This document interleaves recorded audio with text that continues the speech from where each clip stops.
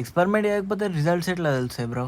So hey guys, చాలా రోజుల తర్వాత మార్నింగ్ అయితే స్పోర్ట్స్ షాపింగ్ పోయినుండే. అందుకే నేను డంబల్స్, బ్యాట్స్ కోసం గ్రిప్ అండ్ మిగతా వస్తువులన్నీ తెచ్చేసుకుండే. బ్యాట్స్ గ్రిప్లు అయితే చాలా ఘోరంగా అయిపోయిండే. అందుకే నేను చేంజ్ చేద్దామని ఫిక్స్ అయిపోయినా.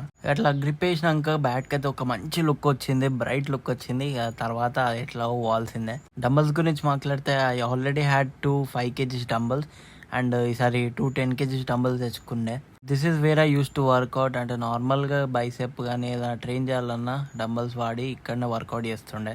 ఇక ఏం ఆప్షన్ లేకపోయేసరికి మధ్యాహ్నం అయితే బ్లింకిట్లో నుంచి ఈ తందూరి సాస్, ఈ పన్నీర్ అండ్ కొంచెం అయితే లెట్యూస్ ఆర్డర్ పెట్టిండే. వీళ్ళు ఎంతమందికి అయితే డార్క్ ఈవినింగ్స్ ఇష్టమో చెప్పండి. ఎందుకంటే ఒకప్పుడు వర్షం పడ్డాక ఆ డార్క్నెస్ అనేది ఒక డిఫరెంట్ లెవెల్ ఆఫ్ వైబ్ ఉంటుండే.